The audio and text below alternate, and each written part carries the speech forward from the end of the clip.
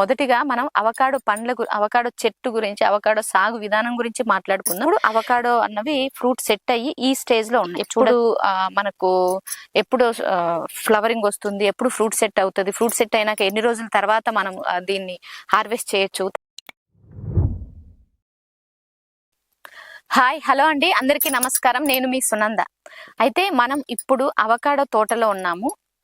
మొదటిగా మనం అవకాడో చెట్టు గురించి, అవకాడో సాగు విధానం గురించి మాట్లాడుకుందాం. ఇప్పుడు మనకు మార్చి నెల అవకాడో అన్నవి ఫ్రూట్ సెట్ అయ్యి ఈ స్టేజ్ లో ఉన్నాయి. చూడొచ్చు, కొన్ని పెద్దగా ఉన్నాయి, కొన్ని చిన్నగా ఉన్నాయి.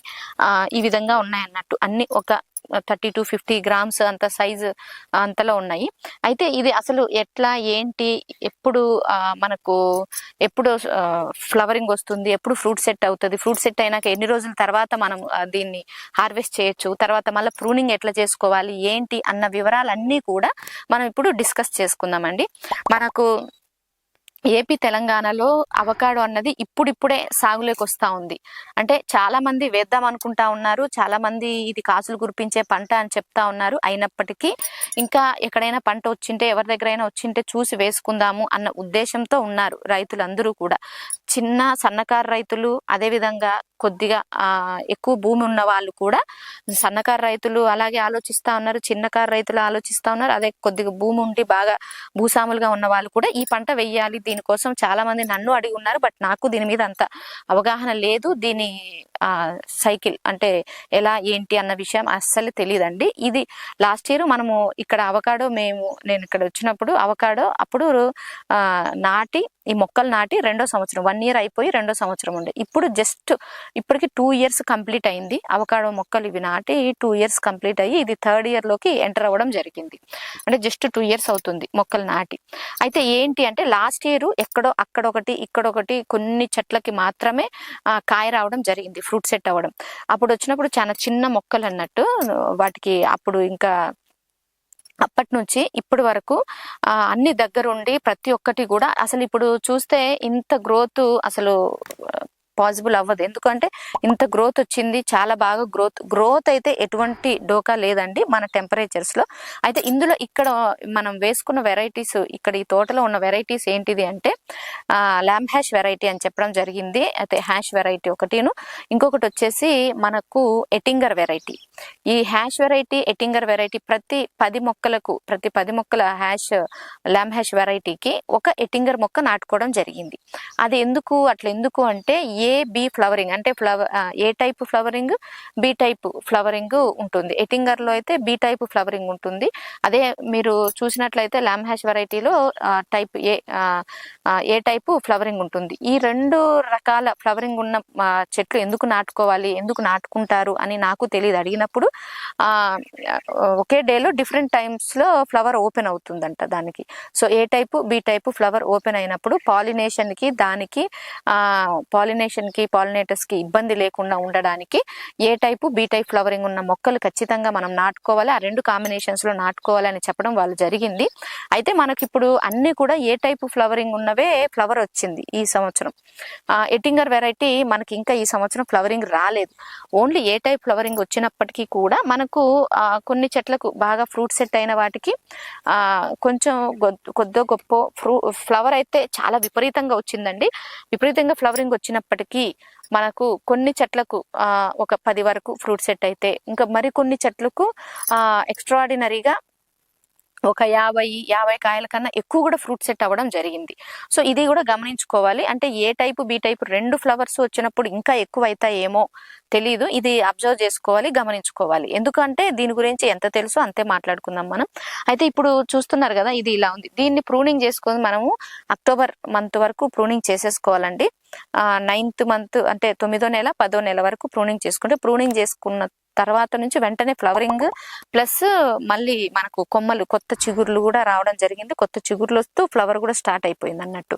ఆ కొమ్మలకు కట్ చేసిన తర్వాత ఫ్లవరింగ్ బాగా రావడం జరిగింది. ఫ్లవరింగ్ ఎంతలా వచ్చిందంటే మామిడి చెట్లకు ఎట్లా వస్తుందో అంత విపరీతమైన ఫ్లవరింగ్ వచ్చింది. దీంట్లో కూడా ఫ్రూట్ సెట్ అన్నది 0. 1%, 0.01% మాత్రమే ఫ్రూట్ సెట్ అవుతుంది అని చెప్పడం జరిగింది. సో ఇలా చూస్తే అసలు ఎంత ఫ్లవరింగ్ వచ్చిందంటే మస్తు ఫ్లవరింగ్ వచ్చేసింది అన్నట్టు. అయితే మనము ఇంకా ముఖ్యంగా గమనించుకునేది ఏంటి అంటే ఇక్కడ ఓన్లీ ఏ టైప్ ఫ్లవరింగ్ మాత్రమే ఓపెన్ అయింది, ఏ టైప్ ఫ్లవరింగ్ మొక్కలు మాత్రమే ఫ్రూట్ సెట్ అవ్వడం జరిగింది. బి టైప్ మనకి ఇంకా రాలేదు. నెక్స్ట్ ఇయర్ కి అవి కూడా రావడం జరుగుతుంది అనుకుంటా. 3 years కంప్లీట్ అయితే అప్పుడు బి టైప్ ఫ్లవరింగ్ ఉన్న చెట్లకు కూడా ఎటింగర్ వెరైటీకి కూడా అప్పుడు ఫ్లవరింగ్ వస్తుంది అని అనుకుంటున్నాం. అప్పుడు వచ్చిన తర్వాత ఇంకా బాగా పాలినేషన్ నుండి ఫ్రూట్ సెట్ ఎక్కువ అవుతుంది అని అనుకుంటున్నాను. అయితే దీంట్లో సాగు విధానం ఏంటి అంటే మెయిన్ గా రేజ్డ్ బెడ్స్ చేసుకోవాలి అని చెప్పడం జరిగింది. బట్ ఇక్కడ మనకు ఈ తోటలో వీళ్ళు ఏంటి అంటే ఇంకా మంచిగా చెప్పిన దానికన్నా మంచిగా తూచా తప్పకుండా పాటించి ప్రాపర్ రేజ్డ్ బెడ్స్ చేయడం జరిగింది. రేజ్డ్ బెడ్స్ ఎందుకు చేసుకోవాలి అంటే మనకు మొక్క వేరన్నది బాగా లోపలికి దృఢంగా లోపలికి పోవడానికి, ఈజీగా లోపలికి పోవడానికి బెడ్ సాయిల్ అంతా లూజ్ గా ఉంటుంది కాబట్టి వేర్లు కూడా వేరు వ్యవస్థ కూడా బాగా డెవలప్ అవ్వడానికి. తర్వాత మనకు దీనికి ప్రతిరోజు వాటర్ ఇవ్వాల్సి ఉంటుంది అని చెప్పడం జరిగింది. సో ఎంత ఎక్సెస్ ఒకవేళ మనం మర్చిపోయి ఎక్కువసేపు వాటరింగ్ ఇచ్చినా కానీ డ్రైన్ అవ్వడానికి, అదే విధంగా వర్షాకాలంలో కూడా ఈజీగా డ్రైన్ అవ్వడం కోసం ఇలా రైజ్డ్ బెడ్స్ చేసుకోవాల్సి ఉంటుంది. మళ్ళీ రైజ్డ్ బెడ్స్ మీద కూడా మనం వీడ్ మ్యాట్ వేసుకోవడం జరిగింది. విపరీతమైన గడ్డి వస్తుంటే గడ్డిని కంట్రోల్ చేసుకోవడం కోసం ఇలా వీడ్ మ్యాట్. ఈ వీడ్ మ్యాట్ ఏంటిది అంటే 100 microns, దీనికి రంధ్రాలు ఉంటాయి. వాటర్ ని కూడా ఇది లోపలికి పర్కులేట్ చేస్తుంది. తర్వాత ఇది చాలా థిక్గా ఉంటుంది. మనకు 5+ years గ్యారంటీగా ఉంటుంది కాబట్టి ఇలా వేసుకున్నాం. ఇది వేసుకున్నప్పటి నుంచి గడ్డి కలుపు సమస్య చాలా తగ్గడం జరిగింది. తర్వాత మనకు వీటికి ప్రూనింగ్ ఎలా చేసుకోవాలి ఏంటి అని అడిగినప్పుడు బుషీగా ఎప్పుడు కూడా బుషీగా మెయింటైన్ చేయాలి. ఎందుకు అంటే హీట్ రేడియేషన్ వీటి లోపలికి వెళ్ళకూడదు. హీట్ రేడియేషన్ వెళ్ళినప్పుడు ఫ్రూట్ బర్న్ ఒకటిను, కాయ సైజు కూడా తగ్గుతుంది, క్వాలిటీ కూడా తగ్గుతుంది అని చెప్పడం జరిగింది. దానికి అనుగుణంగా ఎప్పుడు కూడా బుషీగా ఉండాలి అని చెప్పుకోవడం జరిగింది. మళ్ళీ తర్వాత వచ్చేసి మొక్కలు నాటుకోవడం గ్యాప్ అది ఎంత పెట్టుకుంటారు అంటే ఇది 1 ఎకరాలో మనం 200 మొక్కలు నాటుకోవచ్చండి. అంటే మనకు ఒక రో నుంచి రోకు ఒక లైన్ కి వరుసకు 16 feet వరకు గ్యాప్ ఇచ్చుకోవచ్చు. అంతకన్నా 16 feet గ్యాప్ ఇచ్చుకోవచ్చు. అదే విధంగా మొక్కకి 12 feet గ్యాప్ ఇచ్చుకోవడం జరిగింది. ఇక్కడైతే 12 feet గ్యాప్ 10 నుంచి 12 feet గ్యాప్ ఇచ్చుకోవడం జరిగింది. అయితే మొక్కను ఎప్పుడు కూడా చాలా హైట్ పెరగనియద్దు. ఎందుకంటే కొంచెం డెన్సిటీ ఎక్కువగా వేసుకున్నాం కాబట్టి ఇప్పుడు ఏమైతుంది అంటే ఎప్పుడు బుషీగా ఉండాలి. అవి ఎక్కువ హైట్ పోయాయి అనుకోండి అప్పుడు మనం హార్వెస్ట్ చేయడం ఇబ్బంది, అన్నిటికీ ఇబ్బంది, గాలిలో వచ్చిన ఇబ్బంది, దేనికైనా ఇబ్బంది. మనం ఎక్కువ హైట్ పోతే బుషీగా మెయింటైన్ చేయడం కష్టము. తర్వాత మళ్ళీ దీంట్లో ఏంటి అంటే ఇప్పుడు మనకు మొక్కకి ఎంత గ్యాప్ ఉందో అంతకన్నా ఒక 20% తక్కువకు మొక్కను కట్ చేసుకోవాలి. అంటే 80% హైట్, అంటే మొక్కకు 12 feet గ్యాప్ ఉందనుకోండి 10 feet మాత్రమే హైట్ పెరగనివ్వాలి మొక్కకి. ఇది ఒకటి కూడా గమనించుకోవాలి. తర్వాత ఎప్పుడు కూడా అంటే మనకు 12 feet గ్యాప్ ఉంటే 10 feet వరకు మాత్రమే మొక్క హైట్ ఎదగాలి. అంతకన్నా ఎక్కువ హైట్ ఎదిగితే దాని కొనలు అంటే హైట్ ఎదగకుండా కట్ చేసుకుంటా ఉండాలి, ప్రూన్ చేసుకుంటా ఉండాలి.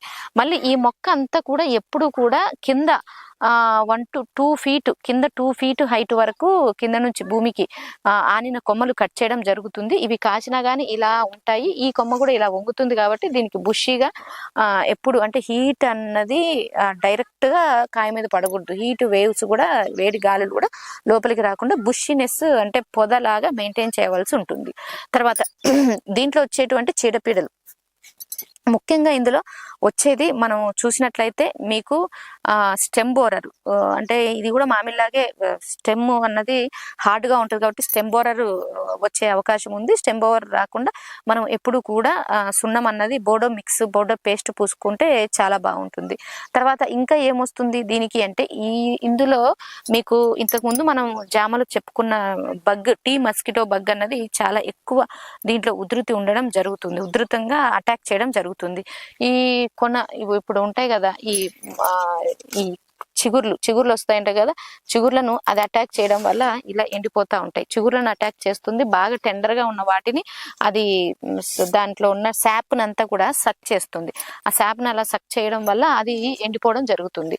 అదే విధంగా లేత కొమ్మల్ని కూడా టెండర్ గా ఉంటాయి కదా లేత కొమ్మలు, వాటిని కూడా అది ఎక్కువ అటాక్ చేస్తూ ఉంటుంది. అలాంటప్పుడు ఏమైతుందంటే అలా కొమ్మల్ని అది అటాక్ చేసినప్పుడు ఆ శాప్ ను సక్ చేస్తుంది. అప్పుడు ఆ శాప్ కొంచెం బయటకు వస్తుంది. మళ్ళీ ఇది కూడా కొంచెం టాక్సిన్స్ ని రిలీజ్ చేస్తుంది. అప్పుడు ఏమైతుందంటే ఆ కొమ్మ దగ్గర అంతా కూడా తెల్లగా వైట్ గా అంతా సున్నం వేసినట్టు ఏదో కారినట్టు అనిపిస్తుంది. ఆ సాప్ అంతా బయటకు వచ్చినప్పుడు, అంటే ఈ చెట్టు యొక్క లిక్విడ్ బయటకు వచ్చినప్పుడు అదంతా తెల్లగా గాలికి ఎక్స్పోజ్ అయినప్పుడు తెల్లగా ఉండడం జరుగుతుంది. తెల్లగా పిండి పిండి సున్నం సున్నం ఉంటుంది అన్నట్టు. అలా చేయడం వల్ల కూడా ఆ కొమ్మ డెలికేట్ గా అయిపోయి అది అక్కడికి ఇరిగిపోవడం జరుగుతుంది. సో అది ఒక టీ మస్కిటో బగ్ కూడా ఇన్సెక్ట్, అది ఒకటి డ్యామేజ్ చేస్తుంది. అది తప్ప ఇంకా ఆకు తొలిచే పురుగులు, ఇలాంటి పురుగులు అయితే దీనికి ఏమీ అంత సమస్య ప్రాబ్లం అయితే చెయ్యట్లేదు. లాస్ట్ ఇయర్ నుంచి 1 year అబ్జర్వేషన్ మొత్తం అయిపోయింది దీని మీద. మేము చూసింది అయితే అదే అండి, దానికన్నా ఇంకెక్కువ ఏది కూడా డ్యామేజ్ చేయలేదు. తర్వాత ఇంకా కాయలు అంటారా, మనం ఎప్పుడైతే ప్రూనింగ్ చేసుకుంటామో అప్పటి నుంచి ఫ్లవరింగ్ స్టార్ట్ అవుతుంది అని చెప్పాం కదా. 10th month లో మనం వరకు చేసేసుకోవాలి. అప్పుడు చేసుకున్నప్పుడు వెంటనే మనకు 10th month లాస్ట్ నుంచి ఫ్లవరింగ్ అన్నది మొగ్గలు స్టార్ట్ అవుతాయి. అప్పటి నుంచి ఫ్లవరింగ్ స్టార్ట్ అయ్యి మనకు నవంబరు, డిసెంబరు, జనవరి, ఫిబ్రవరి వరకు ఫ్లవరింగ్ ఉంటుందండి. సో ఫిబ్రవరి వరకు అంటే 4 నెలలు ఆల్మోస్ట్, నవంబర్, డిసెంబర్, జనవరి, ఫిబ్రవరి 4 నెలలు ఫ్లవరింగ్ వస్తూనే ఉంటుంది. వస్తుంది పోతుంది. ఆ టైమ్ ఆఫ్ పీరియడ్ లో ఫ్రూట్ సెట్ అయినవి మాత్రమే కాయలు బాగా సైజు బాగా రావడం జరుగుతుంది. ఫిబ్రవరి మంత్ దాటిన తర్వాత ఫ్రూట్ సెట్ అయినవి, ఎందుకంటే అప్పుడు టెంపరేచర్ అప్పుడు ఆల్మోస్ట్ మనకు ఎక్కువ అయిపోతా ఉంటుంది కాబట్టి అప్పుడు కాయలు సైజ్ అన్నది రావడం జరగదు. ఇది మేము లాస్ట్ ఇయర్ కూడా గమనించడం జరిగింది. లాస్ట్ ఇయర్ చెట్టుకు 1-2 అక్కడక్కడ కొన్ని కాయలు కాయడం జరిగింది. అయితే కొన్ని లేటుగా ఫ్రూట్ సెట్ అయినవి అవి ఎలా ఉన్నాయంటే చిన్నగా ఇంతనే ఉన్నాయండి. అవి చిన్నగా ఉన్నాయి. అవి అంతకన్నా ఇంకా సైజు పెరగలేదు. అది చెట్టు మీద 6 months ఉన్నా కానీ ఆ కాయ అంతే ఉంది, అది సైజు పెరగలేదు. కాబట్టి ఈ తగు జాగ్రత్తలు తీసుకోవాలి. కరెక్ట్ టైంలో ఫ్లవర్ రావాలి, ఫ్రూట్ సెట్ కావాలి. అది కావాలంటే మనం ఏమేం చర్యలు చేసుకోవాలి, ఏం జాగ్రత్తలు తీసుకోవాలన్నది కూడా అది మన మీదే ఆధారపడి ఉంది. తర్వాత ఇవి ఇలా వచ్చినవి మాత్రం బాగా కాయ సైజు కూడా మనకు 200+ grams రావడం జరిగింది. మంచి సైజు రావడం జరిగింది. టేస్ట్ కూడా బాగా ఉండడం జరిగింది. అప్పుడు వచ్చింది కూడా ఇవి ల్యామ్ హ్యాష్ వెరైటీ, అది వెరైటీ మనకు వచ్చింది. తర్వాత వచ్చేసి మనకు ఇంకా ఏంటి, అది ఎన్ని రోజులకు డెవలప్ అవుతుంది ఏంటిది ఎట్లా అంటే, అది ఆల్మోస్ట్ మనకు ఫర్ ఎగ్జాంపుల్ ఫిబ్రవరిలో వచ్చింది అనుకోండి, ఫిబ్రవరి, మార్చ్, ఏప్రిల్, మే, జూన్, జూలై, ఆగస్ట్, సెప్టెంబర్ వరకు కూడా మాకు దాని మీదనే ఉంది. ఫ్రూట్ సెప్టెంబర్ లాస్ట్ లో కట్ చేయడం జరిగింది. ఆల్మోస్ట్ 8 months ఫ్రూట్ చెట్టు మీదనే ఉండడం జరిగిందండి. అది చెట్టు మీద అది తొడిమ, అది బాగా పక్వానికి వచ్చిందని తెలిసినప్పుడు మాత్రమే మనం తెంపాలి. పక్వానికి వచ్చిందని ఎలా తెలుసుకుంటామంటే ఆ కాయ టెక్స్చర్, కాయ మీద స్కిన్ కొంచెం బ్రౌనిష్ గా మారుతా ఉన్నప్పుడు తెంపచ్చు. లేదు అంటే ఈ తొడిమ ఉంటది కదా, తొడిమ కొద్దిగా థిక్ గ్రీన్ కలర్ నుంచి బ్రౌన్ కలర్, ఎల్లోయిష్ కలర్ గా మారినప్పుడు మనము హార్వెస్ట్ చేసుకోవాల్సింది. అప్పుడు మాత్రమే మనకు మంచి ఫ్రూట్ ని ఎంజాయ్ చేయగలం. తర్వాత సో ఇన్ని రోజులు అన్నది మొక్క మీద ఉండాలి. మళ్ళీ తర్వాత ఏంటి, దీనికి గ్యాప్ అన్నది రోకి 16 feet వరకు పెట్టుకోవడం జరిగింది. కాబట్టి దీనికి ఎక్కువ షేడ్ కావాలి అన్న ఉద్దేశంతో దీని మధ్యలో మహాగని చెట్లను సార్ వాళ్ళ ఓన్ అంటే సొంత ఆలోచనతోటి మహాగని మొక్కలు నాటుకోవడం జరిగింది. చాలా మంచి ఆలోచన. అవి కూడా బాగా గ్రో అవుతున్నాయి. అవి కూడా ఆల్మోస్ట్ మనకి ఇంతే గ్యాప్, ఇంతే మొక్కలు. కాకపోతే ఆ మొక్కలకి మధ్యలో ఆల్టర్నేట్ గా నాటుకోవడం జరిగింది. ఈ విధంగా అంటే ఒకే క్రాప్ కి, అంటే ఒకే ప్లేస్ లో 1 ఎకరంలో 200 చెట్లు, ఏవి మనకు అవకాడో మొక్కలు అయితే 200 చెట్లు, ఇవి మనకు మహాగని చెట్లు కూడా నాటుకోవడం అన్నది చాలా మంచి విషయం.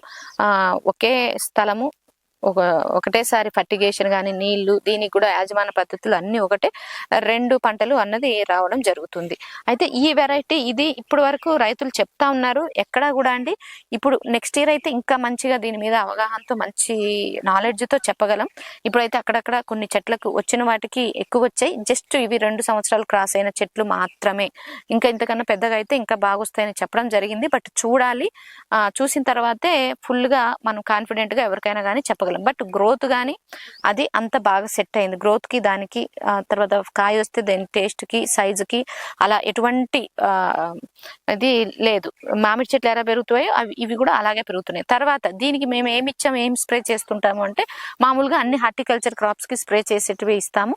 కాకపోతే ప్రతి వారానికి ఒక్కసారి ఫర్టిగేషన్ అనేది ఖచ్చితంగా ఇస్తాం. అంటే డ్రిప్ లో మేము మెయిన్ గా బయో ఎంజైమ్స్ ఇస్తాం, ఫ్రూట్ ఫర్మెంటెడ్ జ్యూసెస్, తర్వాత బయో ఫర్టిలైజర్స్ ఇస్తాం, ఎన్పికే బ్యాక్టీరియా అలాంటివన్నీ, తర్వాత బయో ఫర్టిలైజర్ బ్యాక్టీరియాస్, ఎన్పికే బ్యాక్టీరియాతో పాటు sulphur bacteria, boron bacteria, iron bacteria, zinc solubilising bacteria, ఈ బ్యాక్టీరియాస్ అన్ని కూడా కలిపి ఇస్తా ఉంటాం. ఒక వారం అది ఒక వారం ఇది. తర్వాత ట్రైకోడెర్మా, సూడోమోనాస్, ఈ బ్యాక్టీరియాస్ కూడా కింద డ్రిప్ ఫర్టిగేషన్ లో ఇస్తా ఉంటాం.